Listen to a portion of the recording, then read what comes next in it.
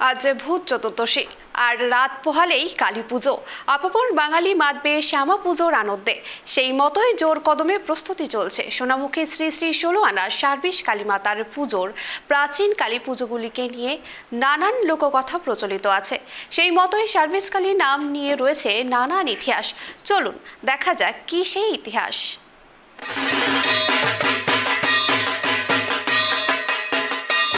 বিশ্বাসে মেলায় বস্তু, তর্কে বহুদূর। প্রাচীন এই প্রবাদ বাক্যটি কতটা সত্যি তা বোঝা যায় লালমাটির জেলা বাঁকুড়ার প্রাচীন পৌরশহর সোনামুখীর ধর্মতলায় এলে। এখানে রয়েছে মা সার্ভিস কালী।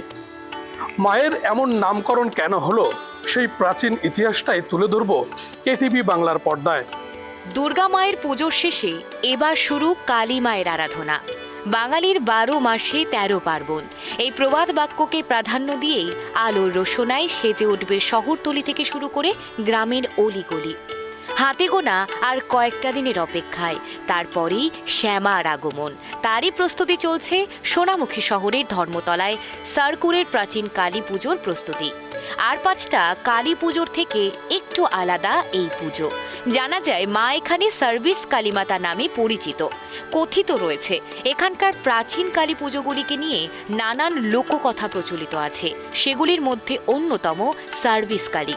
কিন্তু এই কালীর এই রকম নামকরণ কেন, তা নিয়ে কৌতূহলী দর্শনার্থীরা ভিড় জমায় এই পুজোতে। আনুমানিক ইংরেজি ১৯৪০ খ্রিস্টাব্দে সোনামুখী শহরের ধর্মতলায় সার্কুলের উপরে কালী পুজো করতেন এলাকার কিছু যুবক। বেকার যন্ত্রণায় অতিষ্ঠ হয়ে উঠেছিলেন ওই যুবকেরা। এরপর কালী মায়ের কাছে মানত করেছিলেন চাকরি পেলে মায়ের পুজো ধুমধাম করে বড় আকারে করবেন। মা ওই বেকার যুবকদের যন্ত্রণার কথা শোনেন। এরপর ওই বেকার যুবকরা পরের বছরই চাকরি পেয়েছিলেন বিভিন্ন সংস্থায়। তারপর থেকেই সোনামুখী শহরের ধর্মতলাতে ধুমধাম করে কালী পুজো করে আসছে ওই বেকার যুবকেরা, এবং সেই অনুসারে কালী পুজোর নাম দেওয়া হয় সার্ভিস কালী। জনশ্রুতি তো রয়েছেই, বিপুল পরিমাণে মায়ের কাছে মানত করলেই চাকরি পাওয়া যায়।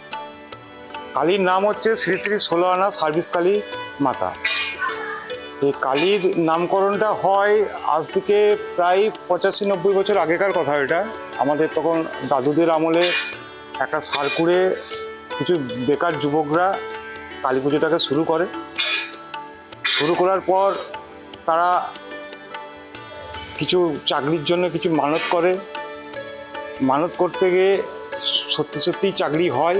সেখান থেকে মানুষের একটা বিশ্বাস, আমাদের পাড়ার প্রত্যেকের একটা বিশ্বাস জন্মায়, এবং তারা সকলে মিলে একসঙ্গে থেকে সেটা ওই যে জায়গাতে হতো পুজোটা সেখান থেকে সরিয়ে নিয়ে গিয়ে আমাদের এই মন্দিরের কাছে এসে প্রতিষ্ঠা করে ঠাকুরকে। যারা চাকরি পেয়েছে তারা, হ্যাঁ, তারা সকলে মিলেই করেছিল, এবং পাড়ার জনগণ আরও পাড়ার প্রত্যেকেই ছিল। দিয়ে ১৬ আনার তখন কালী ছিল, ১৬ আনার কালী ছিল। এখন ১৬ আনার সঙ্গে তখন সার্ভিস কালীটাও যোগ হয়। দেখুন, মানে মন থেকে ডাকলে তো সব ঠাকুরই সাড়া দেন। তাহলে আমাদেরও বিশ্বাস আমাদের মাকে ডাকলে নিশ্চয়ই চাকরি পাওয়া যাবে। এবারে বাইরে থেকে বহু দেশ দেশান থেকে সবাই আসছেন, তার মধ্যেও কিছু কামনে চাকরি পেয়েছে। তারা মনোবাসনা পূর্ণ হয়ে আবার মায়ের কাছে আসছেন, পুষ্পাঞ্জলি দিচ্ছেন, মানে পুজো দিয়ে যাচ্ছেন, বা যা মানত করছে সেগুলো দিয়ে যাচ্ছেন। মানে মাকে ডেকে চাকরি পেয়েছে। মাকে ডেকে পেয়েছে।